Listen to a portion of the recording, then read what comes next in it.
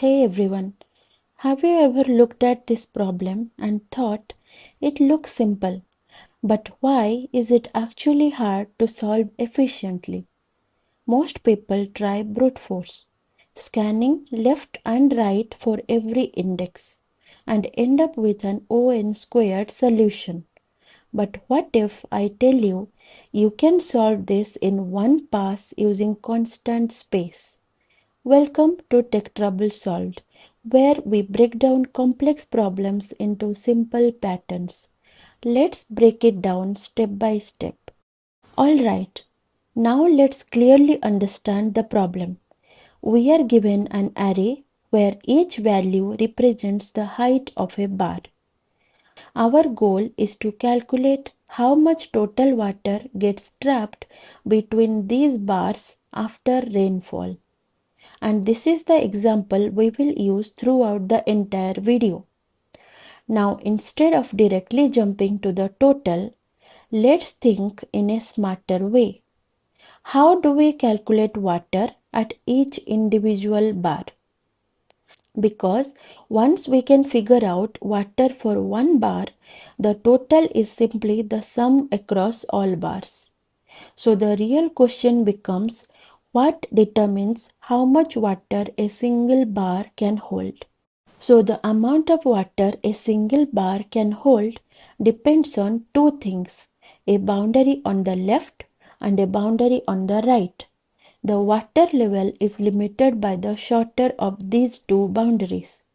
So we take the minimum of left and right. That gives us the maximum level water can reach. From that, we subtract the height of the current bar because the bar itself occupies space. And if the result is negative, we take it as 0. So once we know the left and right boundaries, we can calculate water for any bar. So now let's translate that understanding into something precise. For any position, we need to know the boundaries. The left boundary is the tallest bar to the left. We call it left max. The right boundary is the tallest bar to the right. We call it right max. Once we have both, the water level is simply the minimum of these two, and from that we subtract the height of the current bar. That gives us the water stored at that position. If it becomes negative, we take it as 0. So finally, we can write it as water is max of 0 and minimum of left max and right max minus the height. This is the formula we will use for every bar. Now let's apply this idea. For each bar, we scan to the left and find the tallest bar, left max. Then scan to the right and find the tallest bar, right max. Using these, we calculate water for that position. Now we move to the next bar. Again, we repeat the same process. Scan left, scan right, calculate water. And again for the next bar. Left scan, right scan, calculate water. So for every single bar, we are scanning left and right again and again. This leads to repeated work. And that's why this approach takes O(n) squared time. So instead of scanning left and right for every bar, we can store this information in advance. For each index, we compute the tallest bar seen so far from the left, left max, and similarly from the right, right max. Now, once we have this, we don't need to scan again. We directly apply the same formula at each position. Minimum of left max and right max minus the height. So now each value is computed just once. No repeated scanning.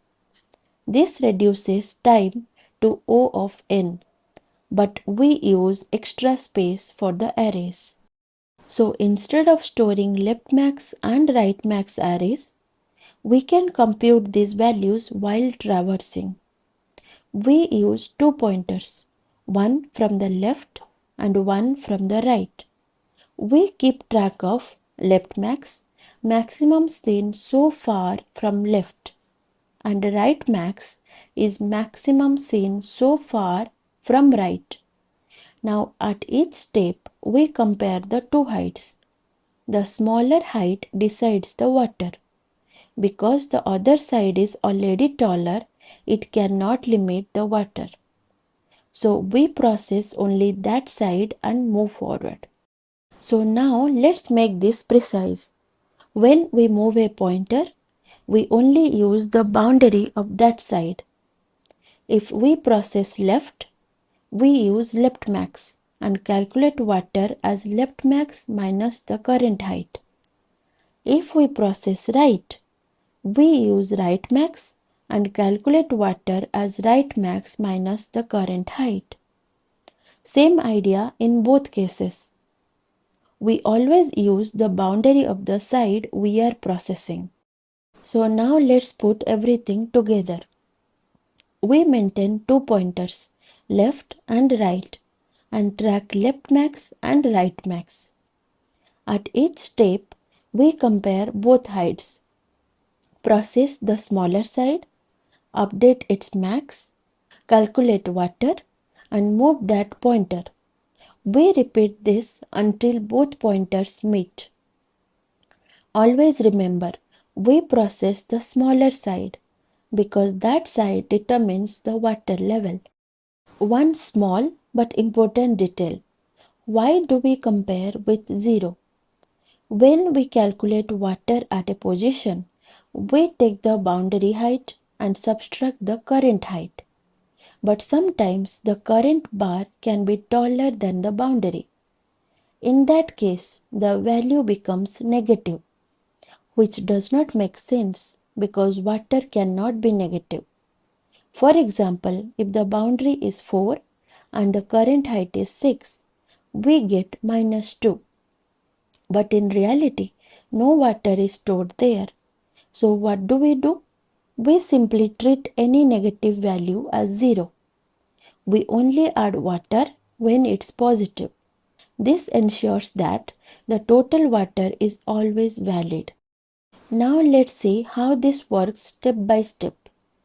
We start with the left pointer at the beginning and the right pointer at the end. So here the left height is 3 and the right height is 6. Both left max and right max are initially 0. Now we compare the two heights. Since 3 is less than 6, we process the left side. First, we update left max. The maximum so far between 0 and 3 becomes 3. Now we calculate the water at this position. We take left max, which is 3, and subtract the current height, which is also 3. So the water added here is 0. Finally, we move the left pointer forward. One important thing to notice here, we always use the updated max, including the current bar. Now the left height is 4 and the right height is still 6. Left max is 3. We compare again. Since 4 is less than 6, we continue processing the left side. We update left max. The maximum of 3 and 4 becomes 4. Now we calculate the water. Left max is 4. Current height is also 4. So water added is 0. And we move the left pointer forward. Now the left height is 2 and the right height is still 6. Left max is 4. We compare again. Since 2 is less than 6, we process the left side. Now notice this carefully. Left max is 4, but the current height is only 2. So there is space to store water. We update left max. The maximum of 4 and 2 remains 4. Now we calculate the water. Boundary is 4.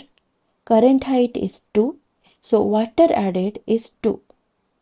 and we move the left pointer forward. This is the key idea. Whenever the current bar is smaller than the boundary, the difference becomes trapped water. Until now, we were getting 0. This is the first time water is actually trapped. At this point, the pattern is clear. If you already understand it, you can skip ahead to where we switch direction to the right side. Otherwise, let's continue step by step. Now the left height is 6 and the right height is also 6. Left max is 4 and the total water so far is 2.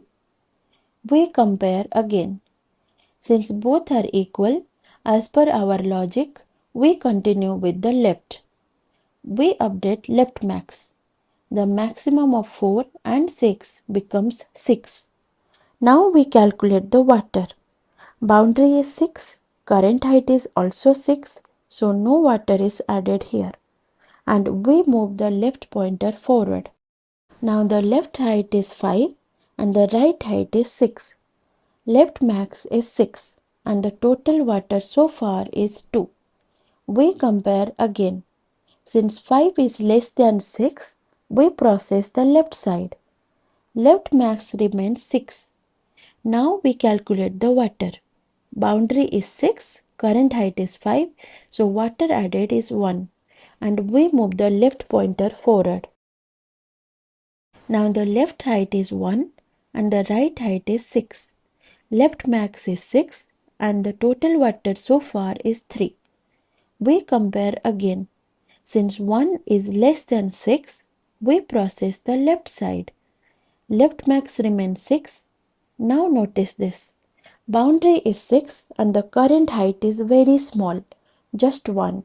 So a large amount of water gets stored here. Water added is 5 and we move the left pointer forward. Now the left height is 4 and the right height is 6.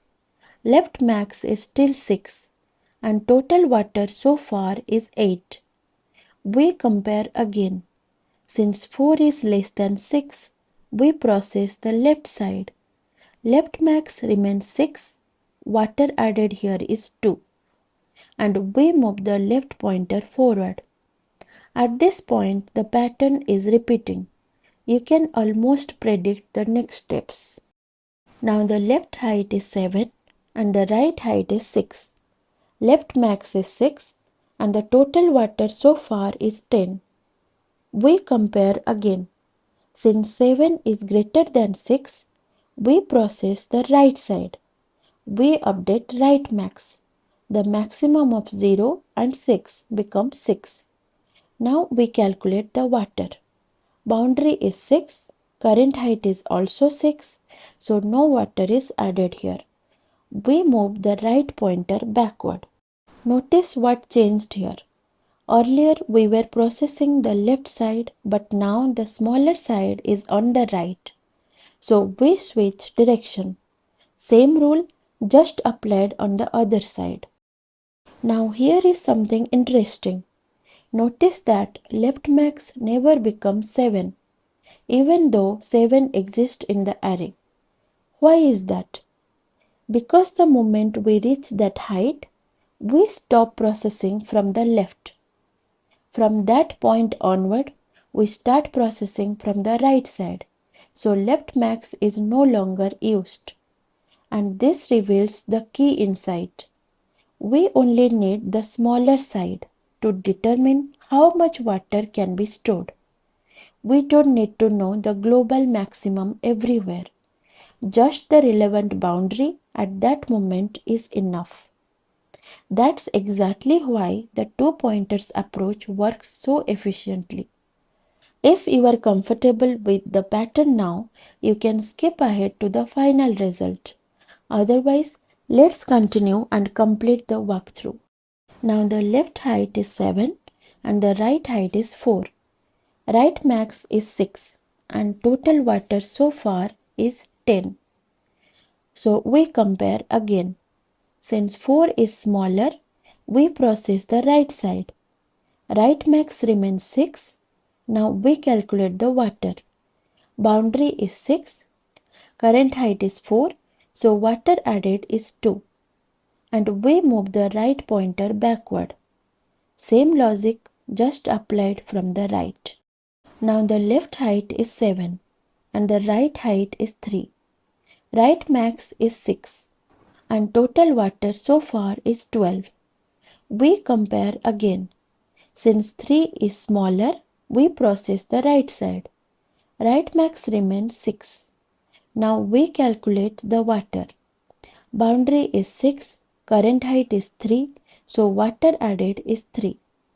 You can see how water keeps accumulating based on the boundary. And we move the right pointer backward. Now the left height is 7 and the right height is 4. Right max is 6 and total water so far is 15. We compare again. Since 4 is smaller, we continue processing the right side. Right max remains 6. Now we calculate the water. Boundary is 6, current height is 4, so water added is 2. Water continues to accumulate as long as the bar is below the boundary. And we move the right pointer backward. And that's it. We continue this process until the left and right pointers meet. At that point, every position has been evaluated and water has been calculated wherever possible. After processing all positions, the total trapped water is 17 units. So, by always processing the smaller side, we were able to compute everything in a single pass without extra space. Now, let's step back and understand why this approach actually works. Water is always limited by the smaller boundary. No matter how tall the other side is, the smaller side is what caps the water level. That's why at every step we only need to process the smaller side, because that alone determines how much water we can store. And this leads to something powerful. We don't need to store extra arrays. We don't need the full global picture. We compute everything on the fly using just local information. Once we know one side is smaller, the other side does not matter for that step. So the entire idea boils down to this. The smaller side determines the water level, and because of that, we can solve the problem in one pass with constant space. Let's summarize everything into a clear set of rules. First, we initialize two pointers, one at the start and one at the end. As we traverse, we keep track of two things: the maximum height seen so far from the left and the maximum height seen so far from the right. Now, at every step, we compare the two heights, left and right. Whichever side is smaller, that's the side we process. Once we choose the side, we update its maximum, then calculate how much water it can hold using that boundary and add it to our answer. After that, we simply move that pointer forward or backward, and we keep repeating this process until both pointers meet, which means every position has been processed. And here is the key rule to remember: always process the smaller side, because that side alone determines the water level. That's the entire two-pointer logic. Simple, efficient, and done in one pass. Let's implement this on Leetcode. Let's go through the problem again. We are given an array of non-negative integers where each value represents the height of a bar. Each bar has a width of 1. So we can visualize this as vertical bars forming an elevation map. Now imagine it starts raining. Water gets trapped in the gaps between these bars. Our task is to compute the total amount of water that can be trapped after raining. Now let's look at an example. In this case, Water is collected in the spaces where there are boundaries on both sides, and the total trapped water is 6 units. In another example, the gaps are deeper, so more water is trapped, and the total comes out to 9 units. So overall, for every position, we need to determine how much water it can hold and then sum it across the entire array. Before we move ahead, let's quickly look at the constraints. The size of the array can go up to 20,000, and the height of each bar can be as large as 10 to the power 5. This tells us that we need an efficient solution. We cannot afford a slow approach. We will use the two-pointer approach as we already discussed. Let's get the length of the array. Now we will initialize the left and right pointers, where left will start at 0 and right will start at the last index. We also track left max, right max and the total water collected. All will be initialized to 0. Now we will run a loop till left and right pointers meet. At each step we will compare the left height and the right height and process accordingly. If left is smaller or equal, we process the left side. That means we will update the left max, we will calculate the water and we will move the left pointer forward. So left max will be the maximum of current left max and the height at left side. Then we will add the water trapped at this index, which is left max minus the height at left index, and if it becomes negative, we take it as 0.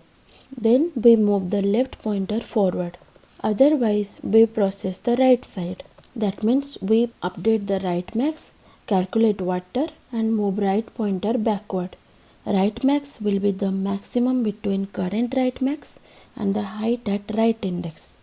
Then we add the water trapped at this index, which is right max minus the height at right index, and if it becomes negative, we take it as 0.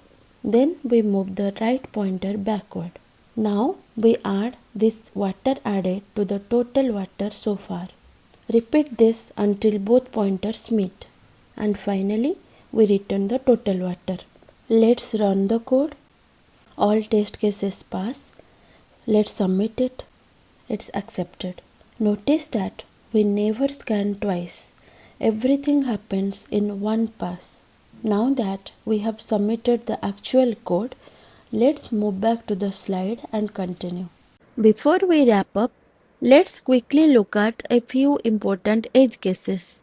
If the array size is less than 3, we simply can't trap any water because we need at least 2 boundaries. If the heights are strictly increasing or decreasing, there are no proper left and right boundaries, so no water gets trapped. If all bars are of the same height, there are no gaps, so again no water. So the key takeaway is water forms only when both left and right boundaries exist. Let's quickly compare all approaches. Brute force takes O(n) squared time because for every index we scan left and right. Space is O of 1, but it's too slow. Prefix arrays improve time to O of n by pre-computing left and right maximus, but they use O of n extra space. The two-pointer approach gives us the best of both, O of n time and O of 1 space. We compute everything on the fly without storing extra arrays. So, same optimal time but with constant space. That's why this is the best solution overall. Let's quickly recap what we learned. Brute force repeats work, which leads to O(n) squared. Prefix arrays remove repetition, gives us O(n) time but at the cost of extra space. And then comes the optimal approach, two pointers, where the key idea is simple. The smaller side decides the water. Because of that, we can solve everything in one pass using constant space. So the real optimization here is not doing more work, it's using the right information at the right time. And this is the most important takeaway. The smaller side determines the water level. Once you understand this, many two-pointer problems become much easier. Now you have learned one of the most powerful patterns, the two-pointers technique. And this pattern shows up in many important problems like trapping rainwater, container with most water, and even threesome after sorting. The core idea stays the same thinking, different problems. And from here, the next big step is the sliding window pattern. Another powerful technique that helps you solve subarray problems efficiently. Once you combine these patterns, a huge set of interview problems becomes much easier. And this is exactly why these patterns are asked so frequently in interviews. If you understood this deeply, and if this made the two-pointer pattern finally click for you, don't forget to like and subscribe because we are breaking down every important pattern step by step. Next, we will cover the sliding window pattern, which is another must know for interviews. And if you want to truly master problem solving, check out this playlist where we build everything from basics to advanced. I will see you in the next one.